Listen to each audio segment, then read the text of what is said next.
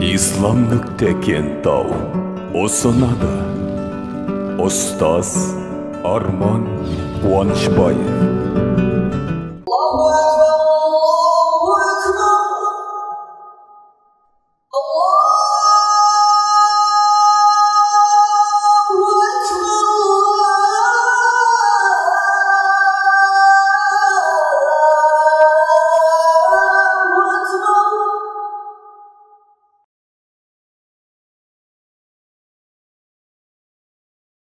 أعوذ بالله من الشيطان الرجيم بسم الله الرحمن الرحيم. Алла Тағала Нұр сүресінің аяттарын жалғастырады екен. Сол сүрені жалғап өтіп кетеміз. 3-ші аятында былай деп сізбемізге кеңшілік етеді екен. الزاني لا ينكح إلا زانية أو مشركة أو الزانية لا ينكحها إلا زان أو مشرك وحرم ذلك على المؤمنين. Мағынасы зинақор, зина жасаған еркек, зина жасаған әйелді немесе мүшрик әйелді ғана некелеп ала алады. Және зина жасаған әйелді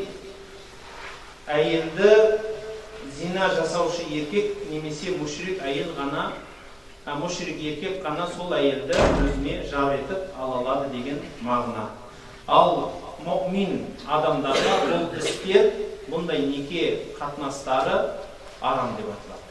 Осы аятқа жақындап келіп кетейік. Біріншіден, бұл аяттың енді түсу мәселесіне келмей тұрып, түсінігіне кішкентай ғана тоқталып кеткім келеді. Абдулла ибн Аббас деген сахаба бұл жерде айтатын мысалды, бұл зина жасаушы еркек зина жасаған еркекке тең болады деген мағынаны айтқанда, бір некелейді дегенде, бұл неке жүреді деген мағынада емес, бәлки бұл қосылуда айтылып жатыр. Неке дегенде адал неке жүреді деген сөзді назарда тұтпаңыздар деп ескертіп кетеді екен. Дегенмен шариғатымыздың үкіміне келмей тұрып, бұл мәселенің қайдан, бұл аяттың қалай келгенін тарихтан бір назар салсақ. Бірақ тарихтың өзінде де екі түрлі мысал келтіреді. Біріншісінде имам Ахмад және имам Насаидің риуаяты келеді, ал екіншісінде имам Абу Дауд пенен имам Тирмизидің риуаяты келеді. Екі хадисте де әңгімелер қиын. Бір мысалы осы аят анық осы мәселеге түсті деп айту дұрыс емес. Өйткені бір уақиға болып, анық сол уақиға бірнеше жағынан баяндалған емес. Бәлки кішкентай ғана бір үзінділер табасыз. Бірінші риуаят, ол имам Ахмад пенен имам Насаидің. Бұл аяттың түсу мақсаты бір сахаба кісі сол өзінің заманында бір көңіл қосып жүрген бір ұнатқан әйелді некелегісі келеді. Ол әйелдің Умму Махзул деген аты болады, лақабаты. Сол Умму Махзул деген әйелді некелеп алғысы келеді, бірақ ол әйелдің артынан сөз жүретін болады. Жеңілтек, жеңіл жүрісті әйел деген. Сол мәселені Пайғамбарымыз саллаллаху алейхи ва саллям алдына келіп, я Расулалла, мен осындай әйелді өзім некелеп алғым келеді. Соған не дейсіз деп сауал қойғанда, осы Құранның аяттары түсті дейді. Зина жасаған еркек, зина жасаған әйелді ғана ала алады. Ал зина жасаған әйел, зина жасаған еркекке ғана тие алады. Мұъмин әйелдер, мұъмин адамдарға бұл некелер, яғни бұндай арақатынастар арам болады деген үкім болады. Яғни мағынасы некелеп алма деген болады. Енді екінші риуаятта бұл Абу Даудте келеді және Тирмизиде де келеді. Негізі үлкен риуаяты Тирмизиде, Абу Дауд бұны дәл осы шауахидпен келеді. Бұл риуаятты кейбіреулер ғариб, яғни тек қана бір ғана тарих дейді ғой, бір ғана жолменен риуаят етілген деп айтады. Бұл деген сөз, мысалы бір уақиға бірнеше жақтан баяндалуы мүмкін. Мысалы оны енді соны баяндаған бір 4-5 сахаба ғана жеткізуші болып қалды. Бұл уақиға бірнеше адамдар баяндаған. Мысалы басқа жағынан 4-5 сахабадан шығады. Бірақ осы уақиғаны бірақ имам Тирмизи бір ғариб, яғни бір ғана үлкен жолменен ғана баяндап береді. Дегенмен бұл жолдың өзі хасанун ғариб деп өзі баға беріп кетеді. Яғни сахих дәрежесіне жете қабыл өте дұрыс жол деп айтады. Бұл жерде айтылғаны бойынша Мағтад ибн Мағтад деген бір кісі именно фімен айтылады, Мағтад. Бұл кісі енді қазіргі біздің тілде айтқанда сол Мадинада пайғамбарымыздың жанында спецназ болып жұмыс істейді. Біздің тілмен айтқанда. Яғни тұтқынға түскен мұсылмандарды барып азат етіп кететін адам екен. Яғни арнайы спецоперацияларға қатысатын, спасательный операцияларға қатысып, бірнеше адамдарды азат еткен сондай бір керемет кісі болады. Байым. Енді өзі сондай бір жақсылық жасаған мұсылмандарды құтқарып, әйтеуір кәпірлердің қолынан жапа шегіп жатқан адамдарды құтқарып алып келетін кісі екен. Енді ол Байым деген бір сондай бір жанкешті бір адам өлтіргіш адам емес. Бәлкім құтқарушы, сондай бір керемет жол беруші, айла тәсілі көп болған сондай керемет адам. Бірақ енді әркімнің өзінің енді өткен шағы болады ғой әртүрлі. Сол кезінде Меккелік екен енді өзі. Сол Меккеде жүрген кезінде бір жеңілтек әйелменен көңіл қосады екен екеуі. Кейінірек енді бұл кісі мұсылман болып кетеді, пайғамбарымыздың жанына көп жүреді. Сол бір күндері сол баяғысы бұған құйрық болып келеді ғой енді, яғни жолға, сондай бір баяғы уақиғасы. Бір адамды құтқаруға келеді. Оны байлап алып, мүшриктер бір жерге қойып қойған екен, сөйтіп қоршап отырған екен, от жағып жанында, жаңағы қарауыл жүреді. Бұл енді ұрланып келіп, жаңағыдай бір шарбақ дейміз бе, қабырға дейміз бе, сол қабырғаның түбінде отырып, жасырынып отырады. Сөйтсе, жаңа көшеде сол жерден әлгі баяғы көңілдес әйелі өтіп бара жатыр екен. Көріп қаяды да, соның бірақ енді жобасын біледі, сол кісіге ұқсатады енді бірден. Сөйтеді де, бұл да соның жаңағыдай қабырғаның жанына әйел арқасынан қуалап келіп, жаңа өңіліп қараңғы ғой енді. Әй, Мақсат, сен ба деп қайта сұрайды. Сөйтсе, үндеме, бері отыр дейді, отырғасын не болды дегенде, әлгі әйел айтады, о, жақсы болды, о, көптен бері көрмедім, жүр менің үйіме түнеп кет дейді. Енді баяғыдай көңіл қосайық дейді.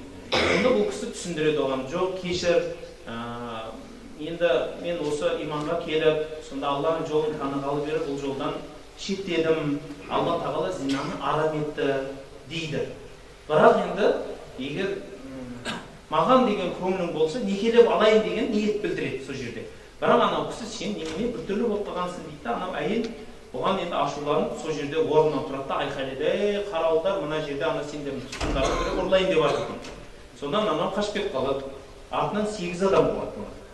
Бірақ енді бұл кісінің әйтеуір мықтылығы, Алланың жолында жүргесін, әйтеуір сондай бір тапқырлығынан, бір жағы Алланың әйтеуір оң іс бергендігінен бұл кісі жасырынып, бір үңгірге жасырынып қалады, қашып. Содан әлгілер іздеп ары-бері тауамай, тіпті сол үңгірдің жанына келіп біреу дәрет сындырады. Ол дәреті де үстіне тиеді ананың, яғни кіші дәрет сындырады, оның үстіне дәреті де тиеді да, жасырынып жатқан адам. Бірақ білмейді де жаңағыдай. Содан кетіп қалады, бұл адам орнынан тұрып, бәрібір ойласаң жай сол күйі қашып кетпей, қайтадан күтіп уақытты арқаларынан бірге ілесіп барып, аналар енді жайдасып дұрыс дей бергенде, ол жай барып жаңағыдегі оттың жанында жатқан адамды иығына салып көтеріп алып кетіп қалды. Сөйтіп айтты, не деген ауыр адам еді дейді, зорға көтеріп бардым дейді, бір жыңғылдың түбіне апарып жатқызып, аяқ қолын шешіп, Мадинаға алып қашып кеттім дейді. Енді соншалықты бір керемет тапқыр адам болған ол кісі. Міне осы кісі Мадинаға келгеннен кейін пайғамбарымызға сауал қояды. Я Расулалла, менде бір өтініш бар еді, личный, өзімнің жеке басымның. Осындай бір жақсы көретін бір келіншек бар еді, бірақ жеңіл жүрісті. Соны бір мүмкелеп алсам деген ниетім бар. Негізі енді ол да маған жаман қарамайды, мен де ұнатамын дегендей болады. Сонда пайғамбарымыз саллаллаху алейхи вассалам үндемей қалады. 2 рет қайталап айтады, пайғамбарымыз оған сөз айтпайды, бірақ дәл осы аят осы кезде түсті деп айтады. Сонда бар пайғамбарымыз, ей Мағтад, бұл әйелді некеден алма деп сөз айтады. Түсінікті шығар еді? Яғни осы бір уақиғалардан кейін сіздерімізге не мәлім болды? Біріншіден, неке мәселесінде расында да шариғатты дәлелдік алып келейік. Егер бір ер кісі немесе әйел кісі зина жасады деген аққа ие болып, соның жазасын алған болса, анық дәлелденді деген сөз ғой қазылықта. Оны екінші мұъмин адам некелеп ала алмайды. Түсінікті ғой? Жазасын алып дегенде, сабап таяқ жеп, жазасын алды да дәлелденді, ол сондай зинақор екендігі. Ондай болатын болса, оны басқа зинақорлықта айыпталмаған таза адам оны некелеп ала алмайды. Басқа таза адаммен некелей алмайды, неке жүрмейді деп ғалымдарымыз шешім қылады. Бұл үлкен бір мәселе. Осы мәселе енді зина мәселесінің ауырлығын білдіреді. Осы мәселені әрмен қарай өрбіте бере Құран аяттарына келейік. وَالَّذِينَ يَرْمُونَ الْمُحْصَنَاتِ ثُمَّ لَمْ يَأْتُوا بِأَرْبَعَةِ شُهَدَاءَ فَاجْلِدُوهُمْ 80 جلدة ولا تقبلوا لهم شهادة أبدا وَأُولَٰئِكَ هُمُ الْفَاسِقُونَ. Алла Тағала осы аятты жалғастыра келе олай деп айтады. Ал енді пәк болған әйелдерге жаман сөз айтушылар, яғни мыналар зина қылды, мынау әйелдер зина қылды, зинақор болды деп сөз айтқан адамдар дейді. Түммәлі осы сөзінен кейін ләм яғту би арбаати шухада, 4 ер адам куәгерлікке, ол жай ер емес, міндетті түрде куәлігі жүретін, әділетті, жаңағыдегі сондай Құдайдан қорқатындығы, әрбір тексеріледі. Оның әшейін көшеден бір өтіп бара жатқан көзі қисық, сөзі қисық біреуді алып келмейді. Сол 4 адам куәлігі өткеннен кейін ғана ол қабылданады. Егер сол 4 куәні алып келе алмаса, фажлидухум 80 жалда, оларға 80 дүре соғыңдар. وَلَا تَقْبَلُوا لَهُمْ شَهَادَةً أَبَدًا, олардың куәлігін екінші қабыл етпеңдер. وَأُولَٰئِكَ هُمُ الْفَاسِقُونَ, және олар фасық болып саналады, яғни әділ болып саналмайды. Куәгерлікке де жүрмейді, басқа істерге де әділ деп саналмайды. Дей келе Алла Тағала айтады: إِلَّا الَّذِينَ تَابُوا مِنْ بَعْدِ ذَلِكَ وَأَصْلَحُوا فَإِنَّ اللَّهَ غَفُورٌ رَحِيمٌ. Тек қана осы істен кейін олар тәубе қылатын болса, және ізгі істер істеп түзететін болса сол бұрған нәрселер, міне сонда Алла Тағала олардың күнәсін кешіруші және аса мейірімді ұлы зат деп айтады. Қалай түзетеді десе, қай жерде соларды жамандады, соларға барып өзінің дұрыс емес екендігін айтып, солардың дұрыс екендігін жариялайды. Ол бір мәселе. Екіншіден білесіздер, өткен сабағымызда айтып кеткеніміздей, біреуге дүре соғу оңай емес. Ол дүре соғудың өзінің орындары бар. Біріншіден, ол дүрені сізбенен біз ұстап алып, осындай болып қалды, біреу айтты, айтпады, дәлелдеді, дәлелдей алмады, онда таяқ жеу керек деп, көшенің сөзіменен жүрмейді ол нәрсе. Міндетті түрде ислам қазылығы болу керек. Бір. Екіншіден, ол жерде әрбір куә тексеріледі. Үшіншіден, соған жала жабушы және жала жабылған адам. Екі адам. Жала жабушы адам, оның да шарттары бар. Ол ақылы дұрыс, мұсылман, азат деген сияқты бірнеше шарттардан тұрады. Одан бөлек жаңағыдегі ол зина жасағанын анық жасады деген тура сөзбенен айтылуы міндет болады. Сонан соң, және жала жабылған адам болса, ол да ақылы бүтін, балиғатқа жеткен, құл емес, одан бұрын зинақорлыққа айыпталмаған таза адам болу керек. Егер осы шарттар орындалмаса, 80 дүре соғылады. Мысалы, зинақорлыққа айыпталған деп айтып кеттім ғой. Зинақорлыққа айыпталған деген, мысалы, бұрын бір-екі рет зинақорлық туралы айтылған, немесе халық біледі оның ондай екен, бірақ енді куәгерлер жоқ. Халықтың арасында сондай сыбыстар бар, өзі сондай таза жүрмейді, жеңілтек әйел еді деген нәрселер болса, жаңағыдегі бұл ол жаңағыдегі соған жала жапқан адамға бәрібір дүре соғылмайды. Дәлел сұралады, дәлел сұралмаса, дәлелін тауып бермесе, басқа жаза қолданылады. Ал бірақ анау әйелге мысалы енді оғанда егер дәлелденбеген үшін ешқандай жаза қолданылмайды. Бірақ қазы адам тәртіп орнатамын деп оған ескерту беруіне осындай сөз тағы келетін болса, осындай басқа жазаларға, яғни административный дейді, сол жердің жергілікті жазаларына тартамын деп қорқытуына, түзетуіне болады. Сонан соң, осы жоғарыдағы мәселелерге тағы да бір кішкентай нәрсе, зина мәселесі өздеріңіз білесіздер, көп елдерде әртүрлі түсінікте қабылданады. Мысалы, ол кейбіреулер айтады, зина деп, мысалы қазіргі 21 ғасырдың батыс түсінігі бойынша, зина деп ол үйленген ер, үйленген әйел бір-біріне шөп салса, көзіне шөп салса, міне сол зина болып есептелінеді. Ал үйленбеген адамдар бір-бірімен қосылып жүре берсе, көңіл қосып қандай не дейтін еді? Бір нәрсе деген неке бар ғой, қазір некені? Азаматтық неке қылып, яғни әлі біз бір-бірімізді танıyық, сосын барып некелесеміз де бір-бірімен тұра берсе, ол зина болып саналмайды екен.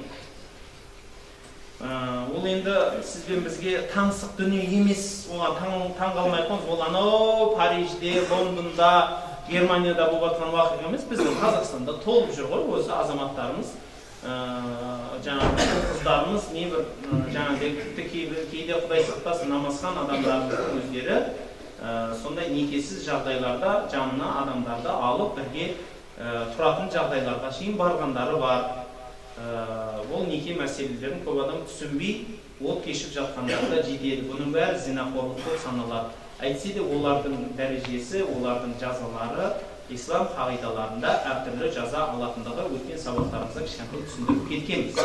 Сонан соң біреуге зина жабу мәселесі, зинақор болды деп жабу мәселесі шынымен үлкен елеулі рөл ойнаған. Пайғамбарымыз саллаллаху алейхи вассаламның заманында ол кезде адал неке деген нәрсе болған емес. Пайғамбарымыз саллаллаху алейхи вассалам шынымен осы алып келген шариғаты үлкен жанұялардағы қанның тазаруын, сол жердегі жанұядағы ара қатынастың тазаруына өте үлкен көп септігін тигізді. Оған дейін мысалы не деген адам қорқатын жан түршігерлі некелер болды. Мысалы бір адамның әйелі көтермей қалса, ол басқа еркектерге қойып береді екен өзінің әйелін. Көтергенге шейін. Ойласаңызшы, енді Құдай сақтасын сондай қылып туылған адамдар да болған. Одан бөлек енді өте көп бір соншалықты жек көрінішті нәрселер көп болған. Мысалы, кейбіреулер мысалы өзінің тазалығында, мысалы енді ана деген ұлызат қой. Сол анаға, сол ананың киімін киіп жүрсе анасының әйелі, немесе анасына ұқсап кететін болса, арқасынан қарағанда мамасына ұқсаса болды екен. Сен арамсың дейді екен маған. Жаңағыдай, болды, бітті, сен арамсың, мен саған қосылмайын деп, өмір бақи сен менің мамам сияқты болып кеттің дейді екен да, сонымен некеде соншалықты дәрежеде қисық бұрып кеткен жерлері болды. Яғни бір кезде соншалықты бұзықшылығы бәрі білген істеп жатса, екіншіден бір адам түсініксіз дәрежеде анау менің мамама ұқсайды дейді екен де, өзінің әйеліне қосылмайды. Ол ұлық болып қала салады. Яғни осыншалықты бір адамның ақылына да сыймайтын. Бұл өмірдегі мынау тіршілік мәмілелерді соншалықты жоятын сондай бір үлкен мәселелер. Қазіргі кезде де некесізді қай жерге алып баратқанын көп адам көріп жатыр. Біріншіден, некесіз арадағы қыз жігіттің бір-біріменен араласып жүруінің өзі, оны мен әдейі көп қозғадым, әлі де ойлаймын, бұл мәселе түзелгенше бәрібір осы мәселені қозғап кете беруіміз керек деп ойлаймын. Некесіз ата-ананың рұқсатынсыз ер мен жігіт бір-бірімен араласуы харам болып саналады. Ол зина болып саналады. Тек қана онда айтады енді, қыздар, жігіттер, мысалы, біз ондай жарды қаяқтан табамыз дейді. Енді қараңыз, сонда бізден бұрынғы ата-аналарымыз қалай тапқан екен? Ол кезде WhatsApp деген нәрсе болмаған, Facebook деген, Instagram деген нәрсе болмаған, сондайсыз-ақ бір-бірін тапқан солар. тіпті керек болса, мысалы, әкесі алып келіп бере салған баласына. Бір жерге қонаққа барады, әкесі. Тамаққа барады, мысалы, қонаққа барып отырып, бір құданы жақсы көріп қалады, бір кісіні жақсы көріп қалады, жаңағы бір тамаша адам екенсің, қызың бар ма? Бар. Менде ұл бар. Давай екеуміз құда боламыз. Боламыз. Бітті да, сол жерде әйтеуір келіседі да, соның қызын алып келіп бере салады баласына. Болды. Соларға 50 жыл, 60 жыл, 70 жылда отандасты ғой, өлгенше. Ешқандай мысалы арасында ондай бір кикілжің жағдай болған жоқ. Бір сондай бір күйдім-сүйдім махаббат деп айтады. Құран-ы Кәримде оны бөліп айтып қойған. Алла тағала адал болып некеменен қосылған адамдар шынымен Алла үшін қосылған болса, біліп алыңыздар, әшейін әкем әперді, шешем әперді, ала салдым деген ақымақтықпен емес. Енді менің теңім осы екен, адал жарым болды деп шынымен Алланың алдына ниет қылынса, Алла тағала екеуінің арасына бауырмалдық және махаббатты беремін деп айтқан Құранда сөз бар. Баяғы кезде ажырасу, неке деген мәселесі соншалықты мықты, жақсы қадағаланған. Үлкен ақсақалдардың, молдалардың, басқа әсер етуші, қоғамға әсер етуші факторлардың себебінен қоғамда ажырасу мәселесі басқа мәселе болмақ. Қазіргі жастардың ішінде, мысалы, махаббат күні, ойбай бір жаңағы еркіндік деген нәрсеменен, мысалы, бір-бірімізді тани берейік, үйтпесе күйеуге тиемей қалады, үйтпесе қыз таба алмай қалады деген сылтауменен отбасы батқан қанша жерді көрдік. Бұл, мысалы, қазіргі жастардың істеп жатқандығы шариғат бойынша дұрыс емес, және өмірде оның дұрыс еместігі дәлелденіп жатыр. Әшейін шала статистиканың өзінде 3 жанұя құрылса, соның біреуі ажырасып отыр. 3 жанұя құрылса. 10 болса, 3-еуі ажырасады. 30 адам семья құрса, 30 адам некеге тұрса, 10-ы ажырасады. Бұл статистика жеңілдетілген. Түсінесіздер ме? Мына халықтың арасында қатты дау болып кетпесін деген. Құдай біледі, одан да көп. 50% болмаса дейміз. 2 адам үйленсе, біреуі ажырасады. Жастар. Солар қалай болып жатыр? Солардың қалай бір-бірін тапқан, зерттеген адам бар ма екен өзі? Мүмкін сол істің басынан болып жатқанша. Мысалы айтайық, сіз де құрылысшысыз. Қабырға құрап жатсыз. Қабырғаңыз құлап қала береді. Енді тұрғызғанда құлап қалады. Енді тұрғызғанда құлап қалады. Неден көресіз? Зерттей бастайсыз ғой басынан, дұрыс па? Мен цементті дұрыс қоспадым ба? Басқан дұрыс? Жоқ. Растворыңыз жақсы, бәрекелді. Раствор дұрыс болды. Енді құрып атқан кладкың дұрыс емес па? Көресіз, дұрыс, өлшеп алсыз. Арнайы белгілейтін нәрселер қойдыңыз. Ол да дұрыс сияқты. Неден болады? Мүмкін фундаментіңіз қисық шығар. Мүмкін фундаментіңіз мүлде дұрыс емес. Жоқ шығар фундаментіңіз. Қыстың күні жерде, бізде жер пучение болды, жер көтеріледі, сол кезде аман көтереді да қабырғаны жерге жалп ете қалады. Мысалы, рас қой. Оны түбінен неге зерттемейді? Мысалы, қабырғаны жай құрдым, болды деп емес қой. Оның бәрін зерттейсіз ғой. Мүмкін арасындағы связка дұрыс емес шығар. Оның арасында раствор дұрыс емес шығар. Оның өлшемі дұрыс емес шығар. Оның табандағы дұрыс өлшенеді. Жанұядағы қазір ажырасып жатқандар қайдан басталды? Бұл біріншіден дұрыс, тәрбиенің дұрыс еместігі. Бұл қыздың тәрбиесі дұрыс емес. Екіншіден, екеуінің арасындағы связка. Бұл қыздың арасында жанұя мәселесін қалай алып келу жағы дұрыс емес. Енді біреулер мектепте дейді, қалай қосылу керек үйретеміз дейді. Құдай сақтасын да. Сонда енді мұғалім енді суретпен сіз көрсетеме жоқ, өзі істеп көрсетеме екен. Балаларға. Мысалы, ертең келін аласың, оны былай істейсің деп. Енді қалай ол? Оған дейін де ата-аналарымыз қосылып, бала туылып жатты ғой, онсыз да оны ішіп үйретпей жатыр. Әңгіме ол жерде емес қой. Әңгіме қоғамның тәрбиесінің дұрыс еместігінде. Бір, екіншіден, ұл қыз бір-бірімен қалай жолығады сол некеге дейін? Бір-бірін қалай табады? Және оның себебі салдары қайда бара жатыр? Осының барлығы зерттелмеген, көп адамдар бір шетін зерттесе екінші жағын зерттемейді. Неге? Өйткені екінші жағы дінге қатысты. Дінді қоя тұршы, айналайын, дін жағын. Мақұл, мен әдейі айттым ғой. Дін жағынан бұл арам, бірақ қоғам жағынан да екеуінің сөйтіп бір-бірінің некесіз әшейін кездесуі, ата-ананың араласпай кездескендігі қайда алып барып жатыр, көрдіңіздер ма? Сосын ата-анамыз дейміз, ата-ананың өзі жетісіп жатқан шамалы ғой.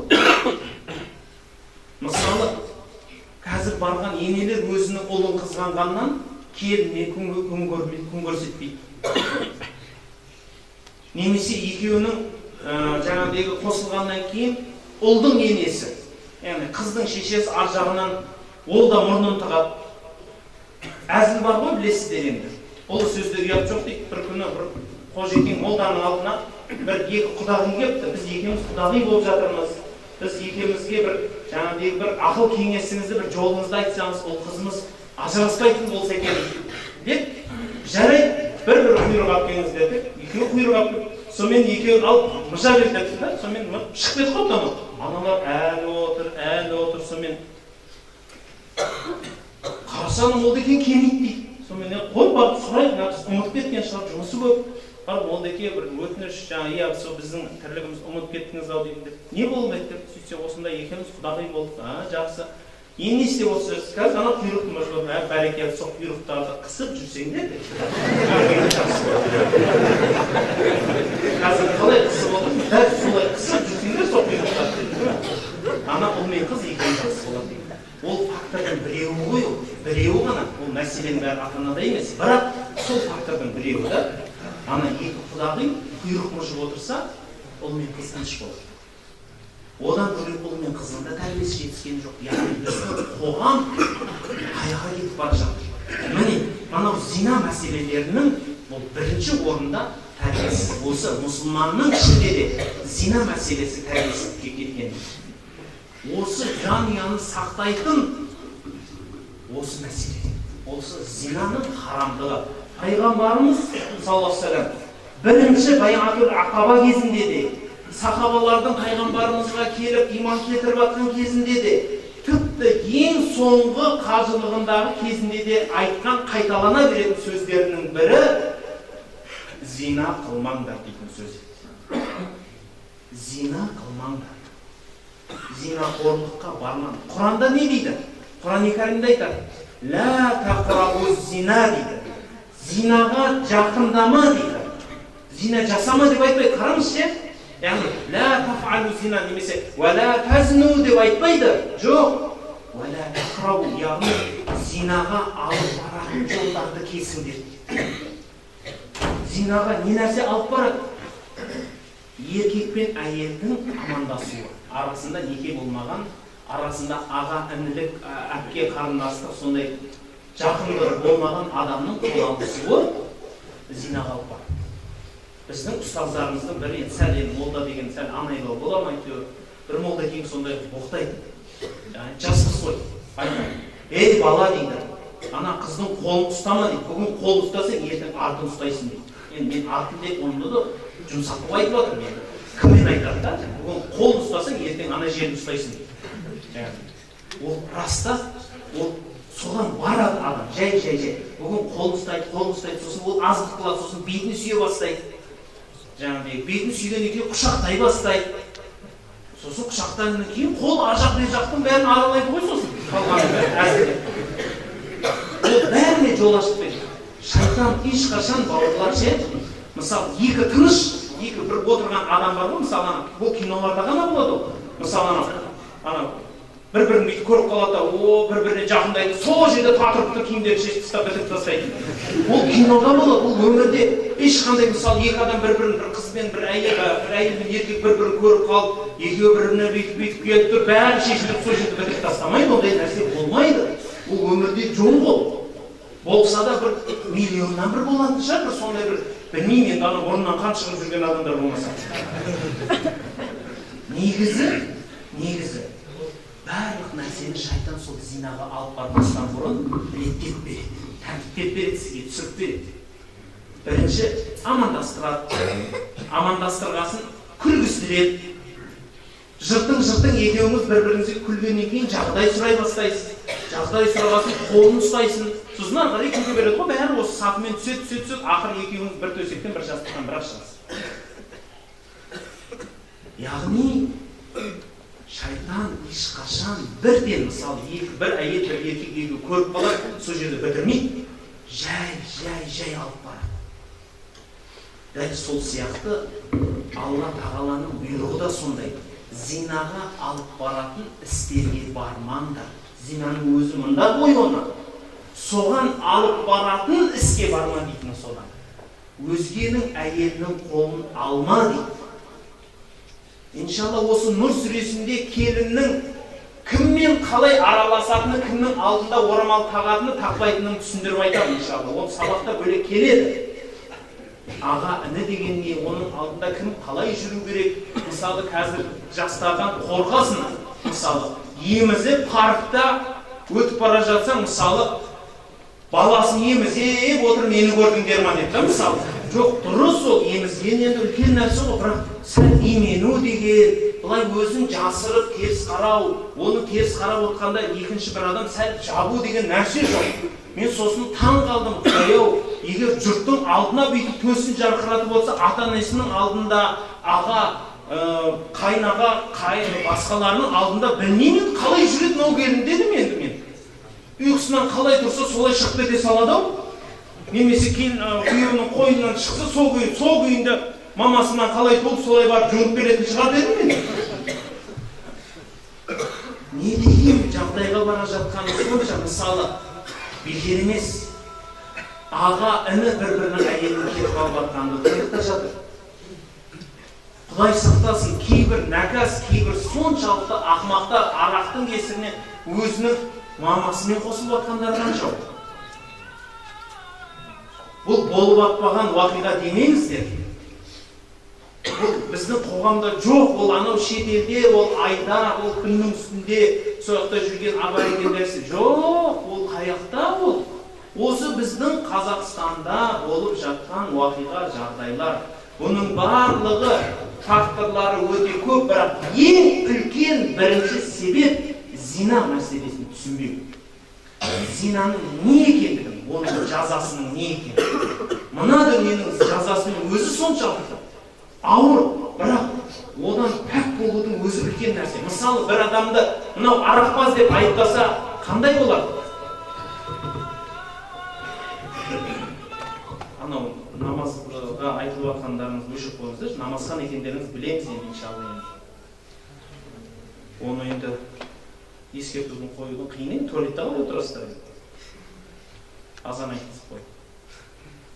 Сондықтан бауырлар, зина мәселесі өте үлкен нәрсе. Бір адамды арақпаз деп айыптаса, бір адамды өтірікші деп айыптаса, басқа айыптар көп қой, айыптаса, оның өзінің жазалары бар екен. Ол сол жерде жазайтын, мүмкін штраф төлетеді, мүмкін басқа көп. Бірақ именно зинаменен айыптау соншалықты ауырлығы Құранда әдейі айтылады. Егер бір адам екінші адамды осындай зина жасап деп айыптайтын болса, ол 4 куә алып келмесе, сол айыптап қазының алдына анық келетін болса, онда өзі таяқ жейді.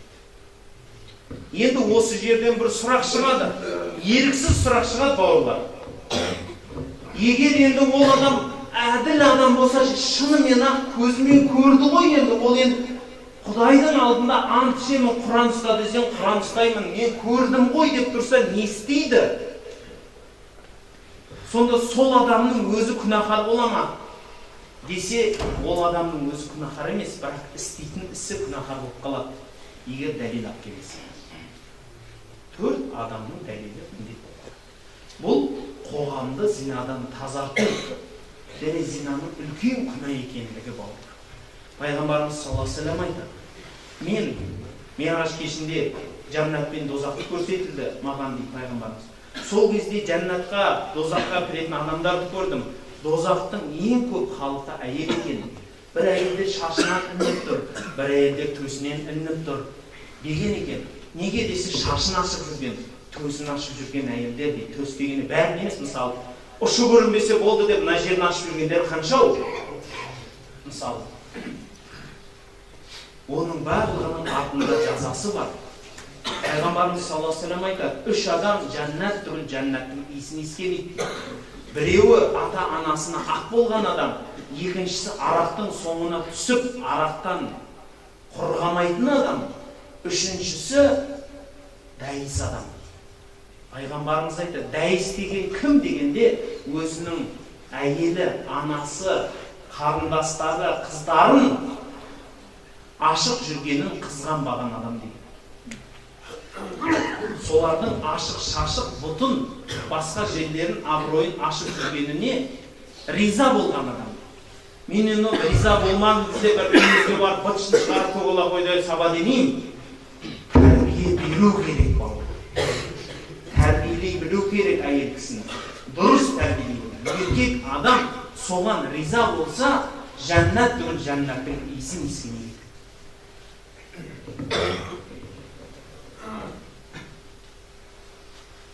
Енді пайғамбарымыздың басына өткен уақиғаны айтпай тұр, ифк уақиғасы. Айша анамыздың басына түсті. Оған келесі аяттарда, сабақтарымызда келесі сабағымызда Алла жазса айтамыз. Бірақ мынау сабағымызда иншалла біз бірнеше тағыда бір үлкен мәселелерді қозғағымыз келеді. Ол Құран-ы Кәрімде Алла Тағала айтады: "Валлазина ярмуна азважахум ва лам якул лаху шухадау илля анфусахум фашахадату ахадихим арбаату шахадатин биллах иннаху ламинас садиқин.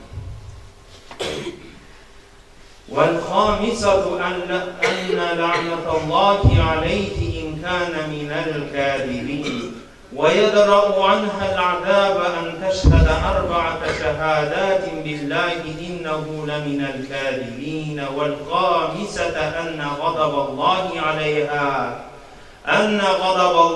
عليها إن كان من الصادقين. Bir күні Пайғамбарымыз саллаллаху алейхи ва салламның алдына ансари сахабалар жиналады. Хазраж руының ру басы болған бір кісі туралы адамдар сөз сөйлейді. Сол кісінің өзі тұрып айтады: "Я Расулалла, мынау Құранның аяттары келді. Зина жасаған адамды көріп тұрса да, егер 4 куә келмесе, таяқ жейтіні айтылды. Бұл бізге ауырлық түсті. Бізге қандай қиын болатын болды" деп осы мәселені қозғайды. Бұл уақиға бұдан кейін де басқаларға сабақ болады. Себебі сахабалар осы уақиғадан кейін басына түспеген істі қозғамайтын болады. Әлі бұл іс басына түспеген болады сахабалардың, бірақ сұрайды да. Сонда дейді, ана пәленше дейді, өте қызғаншақ дейді.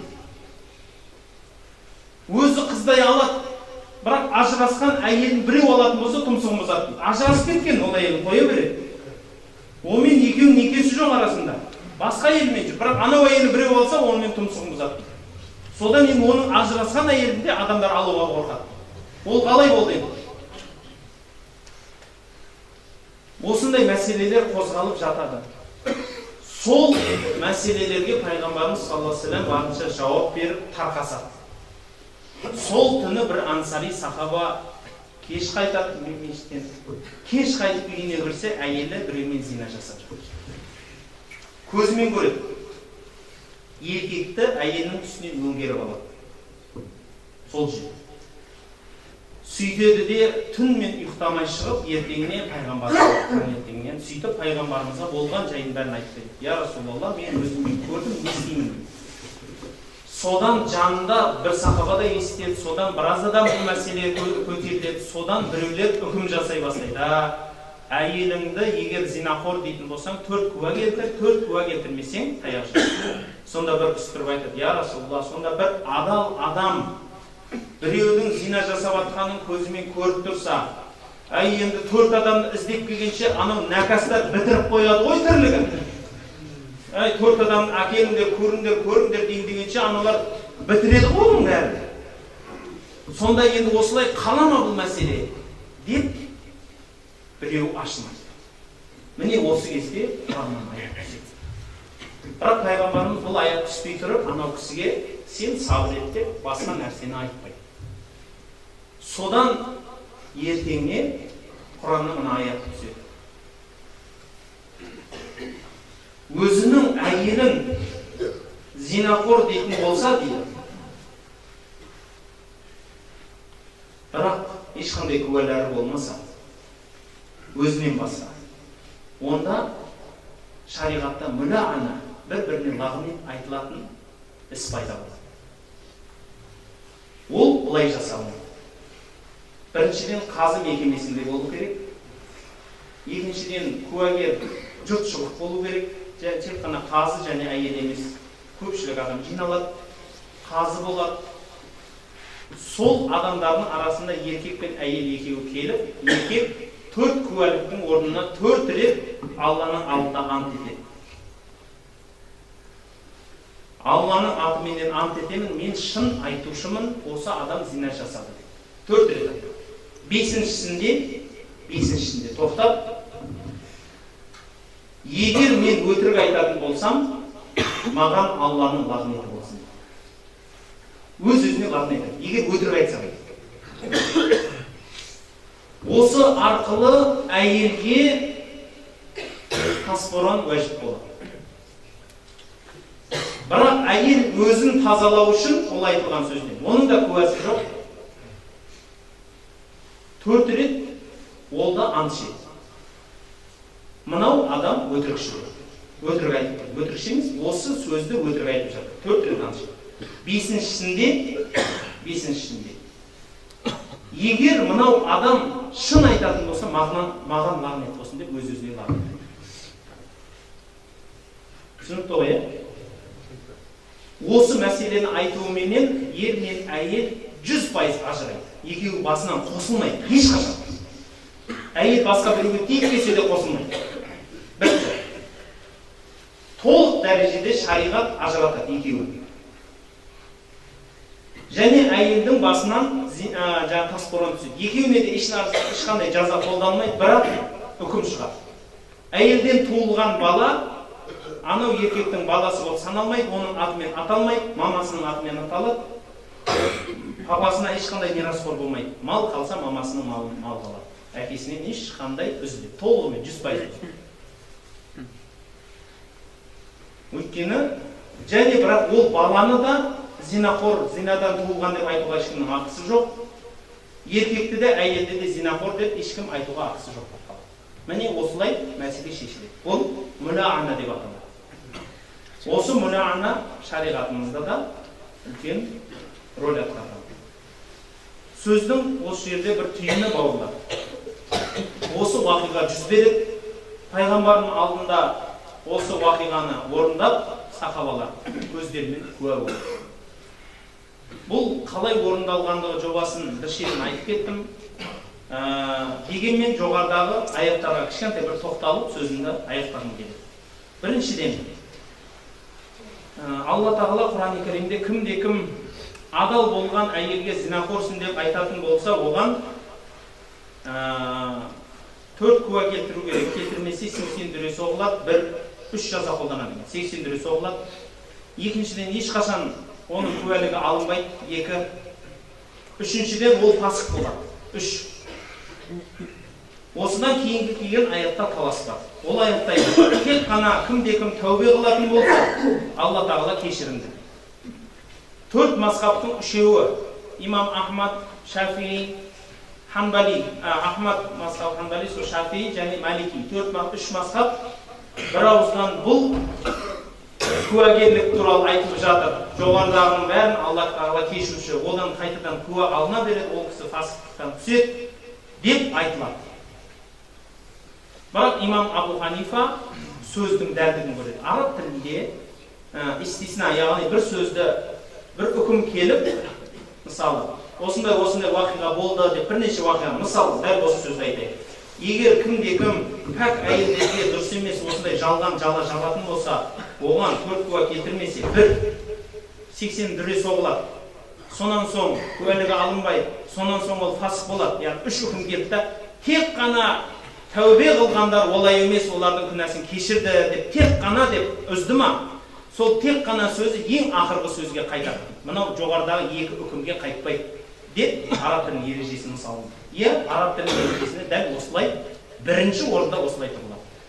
Сондықтан имам Абу Ханифаның сөзі бойынша ол кісі фасық деп саналмайды тәубе қылғандығы үшін. Бірақ үкім бойынша ол кісіден ешқашан куәлік алынбайды.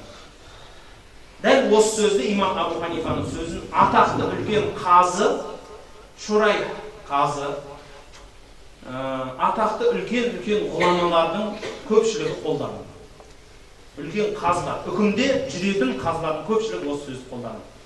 Әлде қайда қоғамға тәрбиесі де сөзді өтімдірақ, араб тілі бойынша дәлелі мықтырақ болған сөз осы деп айтылады.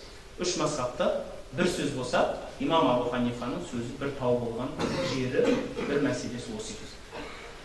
Сонан соң енді тағы бір мәселе, ол зина мәселесі. Расында да енді көзімізді жұмып кете береміз бе, немесе сыртқа қарай қалай болады деген мәселені айтатын бауырлар, біріншіден пәк болған адамды зинақор деп, немесе сен зинадан туылған баласың деп айту дұрыс емес. Шариғатта оның артында үлкен заң барлығын ұмытпаңыздар. Сонан соң жанұя мәселесінде болып жатқан әртүрлі кикілжіңдер, әртүрлі жағдайлар болатын болса, шариғатымыз оған үлкен көңіл бөледі. Жанұя мәселесінде әртүрлі ажырасу мәселелерін мысалы айтайық, біздің Қазақстан мұсылмандар діни басқармасы тарапынан фатуа бөлімі ашылған. Сол фатуа бөлімінің елге қызметтерінің біреуі осы талақ мәселесі. Мысалы айтайық, бір қыз бала күйеуден ажырағысы келетін болса, ол күйеуі залым болатын болса, немесе жаңағыдегідей жаман жолға салынған болса, бірақ талағын бермей жатса, мен сенімен ажырамаймын деп жатса, ол кісі жаңағыдегі сол Қазақстан мұсылмандар діни басқармасы тарапындағы фатуа бөліміне барылып, сол жерде зерттеліп, сол уақиға ата-анасыменен керек адамдар шақыртылып, сол жерде жүріп, барлық ісіне алғаннан кейін қазының үкімін орындап, екеуіне ажырасу талақ үкімін алып береді. Түсінікті ғой? Дәл мынау жоғарыда қазының үкімін жасағансақ, мысалы енді күйеуі көріп тұр, әйелінің зинақор екендігі, сонымен бірге тұрғысы келмей, талақ деп, жаңағыдегі қалай талақ түсіріледі десе, мысалы айтылайық, осындай қылып екі жақтан тыныш ажыраудың өзі де үлкен жоғары. Бірақ ажырауға себепкер болу мақсатында емес, бауырлар, жанұяның тыныштығын, елдің бірлігін сақтау мақсатында құрылған. Ал енді ең үлкен күнәлардың біреуі, ол бауырлар, ер мен әйелдің арасына жік салу. Өйткені пайғамбарымыз саллаллаху алейхи вассаламда бір хадис бар, шайтан лаин судың бетіне тағын құрады. Сол тақ құрғаннан кейін жанына басқа шайтандарды шақырады дейді. Басқа шайтандар жанына жиналғаннан кейін сұрайды екен, сен не істедің, сен не істедің деп. Сонда бір шайтан тұрып айтады екен, әй пәленше, мен бір еркек пен әйелдің жанына келіп, солардың арасында ұрыстар, солардың арасында әртүрлі жанжалдарға себепкер болып, соларды бір-біріне ұрыстырып, ақыры ажыратып тындырдым дегенде, сен нағыз мықтысың, сен нағыз мықтысың, бері отыр деп өзінің жанына отырғызады екен. Сондықтан ер мен әйелдің арасындағы ажыратуларды шайтанның арасында бұл дәреже салынса, дәл соның керісіншесі мұсылмандардың арасында ер мен әйелдің арасын қосу үлкен дәреже болады. Сондықтан егер ер мен әйел сондай ұрысып жатқан, жанжалдасып жатқан мәселелер болса, екеуінің арасын барынша қосуға әрекет жасаңыз. Халықта сөз бар, ер мен әйелдің арасына есі кеткен түседі дейді. Ақымақ адам түседі. Пайғамбарымыз саллаллаху алейхи вассаламның бір уақиғасын білесіздер. Бір күні Абу Бакр радиаллаху анху пайғамбардың үйіне келе жатыр бір шаруасымен. Есіктің алдына келіп қалған кезінде Айшаның пайғамбарға айқайлап жатқанын көреді да. Естеді да енді. Енді үй ғой енді бәрі болады ғой. Сен осындайсың, сен мұндайсың айқайлап жатыр. Ол ашуланғаннан есік қағады. Есікті маған жылдам ашыңдар, мен Абу Бакрмын, аш дейді. Содан есікті ашқаннан қолына шыбық алып қызын қуалайды. Мен саған пайғамбарға дауыс көтергенді көрсетейін деп, мен қызымды тәрбиелей алмаппын ғой, мен қазір тәрбиелеймін деп сабамақшы болып қуалайды. Айша кімге қашады енді айтыңызшы енді. Басында пайғамбарымыздың жанын аралап, айқайлап, қашып, соның арқасына тығылып бәрі ұрысып жатса. Содан пайғамбарымыз ортаға түсіп, Әбу Бәкірге қойыңыз, бір ашуыңыз маған беріңіз енді деп, содан Әбу Бәкір неге келгенін ұмытып қалады сол жерде қашан мақұл ондай болса деп, соны ашумен әйтеуір болып онда өздері келсін деп те шығып кетіп қалады. Сонда пайғамбарымыз саллаллаху алейхи ва саллям Айшаға айтып жатады. Ей Айша, көрдің ғой, мен сені жақтап қалдым, әкеңнен алып қалдым, мен саған адалмын, пәкпін, мен неге осы жерде мәселені сен дұрыс түсінбей жатсың деп, сондай бір нәрселерді айтып жатады. Содан енді адамдарда ашу болады ғой енді, мысалы біреулер ашуын тарқатамайды оңайлықпенен. Әбу Бәкір біраз жүріп барады да, бірақ енді анау ұрмай қайтқаннан кейін ашу ішінде қалып кетеді да. Мен дейді мына қызды ұрмай қоймаймын бәрібір. Жаңағы анау ашу ғой, бәрібір соны бір нәрсе шығарамын деп арқаға қайтып барады енді ашу. Жаңағыдай еш нәрсесіз қайтып қой енді ана жерде. Содан арқаға барып есік қағып мен Әбу Бәкірмен ашыңдар дегесін есікті ашса қараса пайғамбарымыз менен Айша екеуі күліп отыр дейді да. Бір-бірімен әзілдеп. Енді ер мен әйел екеуінің арасында бүгін жанжал болса ертең күлкі болады. Екеуі әзілдесіп жаңағы өздерінің әзілдерін айтып отыр екен. Сөйтсе енді Әбу Бәкір ортада аяқ астында андай ашумен келіп тұр. Аналардың күлкілерін, аналардың бір-біріне қарап отырғандарын көріп, қуанып, бір жағы басын салбырап екеуіне қарап айтады. Екеуіңнің соғыстарыңды арасына мені кіргізіп жібердіңдер, енді екеуіңнің бейбітшіліктеріңнің арасына да кіргізіңдер мені деп. Жаңағыдай. Өйткені енді анау ашуменен кетіп қалады ғой тағы. Одан гөрі жаңағыдай мен де айтып күлдірдім деп, кішкентай мен де жібердім. Оның үшін бауырлар ер мен әйелдің арасына кіріп кетіп, біреуін жақтап, біреуін даттауға ешкімнің ақысы жоқ. Біреу мүмкін дұрыс шығар, дұрыс емес, бірақ ол екеуінің өзі шешеді. Ал сіз екеуінің арасына кіріп қалсаңыз, барынша екеуі қосудың әрекетін жасаңыз. Ол мәселені түсінсеңіз де, түсінбесеңіз де. Арасына кіріп қалып, ой, ол болмайды, мен ажырайын деп жатса да, қосудың әрекетін жасаңыз. Барынша ше. Ой, айналайын, ол ашу ғой, ол қазір ашумен айтып жатсың, ертең мен бұрып қалғаннан кейін басқаны айтасың. Қойыңдар, осынша бала шағаң бар, немесе ой, екеуің тым жарасың. Біз сенің тіпті екеуін жарастырғанда өтірік айтуға да рұқсат береді. Мысалы, бүйтіп айтсаңыз, біз ертең сендерді сырттарыңа көріп бір қызығамыз, ана пәленше мен түгенше тур бір анадан туылғандай өмір ұрыспайды деп екеуіңді бір қызығамыз, сендерді ұрысқандарын көріп мен ұялып отырмын. Деп мысалы, екеуінің бір-бірін сондай мақтап атқандарын көреміз, немесе айтып өткенде әйелің, мысалы біздің үйге қонаққа кіріп кетті, сол кезде бір сені керемет мақтап отыр. Ой, біздің пәленше деген керемет қой деп отыр. Десе анау жібейді сосын. Не дейді деп мысалы. Дәл сол сияқты әйеліне барып мысалы күйеуің әжептәуір жақсы адам ғой десе, ой, анау болсын, үйтсін, бүйтсін десе, мысалы бір ауыз айтып, білмеймін, сен жек көрсең жек көріп жатырсың, бірақ енді өткенде мысалы ана жерде біз енді еркекпіз ғой, отырсақ, бірнеше қыздар өтіп баратса, анау тіпті қараған да жоқ қой, менің пәленшеме жетпейді, кеп отыр ғой десе, қандай нәрсе ғой мысалы да. Ой, біздің үйде пәленше бар, қандай ай десе, аузы күн десе, көзі бар десе, нәзік. Дәл сол сияқты бауырлар, кішкентай ғана бір нәрсені қосыңқырап екеуін жарастырам десеңізде үлкен сауапқа қаласыз. Ал екеуінің арасына от салу, екеуінің арасына мысалы қазіргі ата-аналардың айтқанындай, ой, ішіме сыйған шұбар жылан сыртыма да сияды деп алып келу, немесе қыз баланың үйге келе беруіне қолдау салу дұрыс емес. Сосын, енді ол болған уақиға болады, болмаған уақиғаны бір айтып кетіп келетіні бойдақтарға кеңес. Бойдақтарға кеңес. Үйленерден бұрын қызыңызға мына сөзді айтыңыз. Біздің үйге келгеннен кейін қандай жанжал шықса да, не шықса да кетесің ба? Бүтін кетесің. Бүтін кетесің. Бітті. Соны келісіңіз. Сен осы үйге, осы сенің үйің, құлағына құйыңыз сосын, ертең үйленгеннен кейін. Осы сенің үйің, сенің шаңырағың, осы үйден сенің өлігің шығар.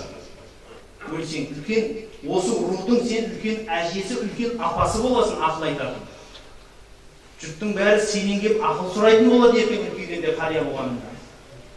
Бір елдің, бір елдің үлкені боласың. Ол бір жанжалға, бір ашуға кетіп қала беру, басынан қиып аласың. Дәл сол сияқты ата-анаға да сондай. Қызыңыз жақсы көресіз, бәріміздің қызымыз бар. Бірақ уақытыменен келсін қызыңыз, уақытымен келсін. Қанша сағынып тұрсаңыз да өтініш, ол қыздың еркелігін ертең тұрмысқа бергеннен кейін еркелікті азайтыңыз деймін. Ішіңізде болсын. Мүмкін жақсы көріп тұрасыз, еркелеткіңіз келіп тұрады, бірақ қызыңызды жақтамаңыз. Сол үшін ертең солардың жанұясын сақтағаны үшін Алла сізге мүмкін сауабынан береді. Өйткені сіз қазір қызыңыздың сөзін сөйлесеңіз, ол сені ажырап келеді. Ажырап келеді. Өйткені сізден пана іздейді ол. Дейді, мен күйеуіммен ұрыспасам дейді, әкем бар үйде, шешем бар сөзін сөйлейтін дейді. Үйде қыздың сөзін сөйлемесе, үйдегілер бар, сояқтап кет. Таяқ жесең де басқарсаң, өлмесең болды айтылды. Айтып қойып, мысалы, айналайындар, мақұл ұр, кеп, өлтірмешін қалды. Травматолог сөз. Декі ұрыс, оқта, тәрбиеледі дегенде. Бірақ маған келетін болмаса, мен алдыма әкемеш солды. Қандай еркексің деп, қатынын қоя беріп. Ұстап ал, байлап, қамап қой бөлмейді, ашуын тақыған. Сосын ба, бөлмейді несін, ашуын кетті ма, кетпейсің ба деп. Кетсең, кете бер деп. Не болды, мысалы? Сондықтан айтатын бауырлар, жан-жақты біздің қоғам бұзылмайды. Жан-жақты. Ол тек қыз кінәлі, тек ұл кінәлі, тек ұлдың жағы, тек қыздың жағы кінәлі жоқ. Бүкіл қоғам кінәліміз. Біздің, сіздің тәрбиеміз жоқ. Ол қызымызды тәрбиелей алмаймыз. Жанұя мәселесін дұрыс тәрбиелей алмаймыз. Оны мойындау керек. Ал мойындау бір, екінші осыны түзету керек. Сіз болып, біз болып. Ол тек қана оны түзететін молда емес, оны түзететін сот емес, оны түзететін әкім емес, оны түзететін сізбенен біз. Соны түзетуді ойластыруымыз керек. Субханак Аллахумма бихамдик, ашхаду ан ла илаха илля анта, астағфирука ва атубу илейк. Я Аллах, білмеген екенде кіші кінәліміз кешірсін. Елімізге тыныштық, жұртымызға амандық бер, исламға қуат бер, мұсылмандарға бірлік бер дейсің, елбасымыз, дінбасымызға амандық бер дейсің. Я Аллахым, дерт сырқат науқастарымыз болса, соларға шипа бер. Дүниеден өткен мұсылмандарды жарылқа, қандай да бір мойнымызда ауыртпашылық, қиыншылықтарымыз, қарыз құрыздарымыз, алашақ берешектеріміз болса, соларды жеңілет. Я Аллахым, дүниелік ақыретті қандай да тілектеріміз болса, соларды қабыл ет. Аллахым салли аля Мухаммадин ва саллим би рахматик.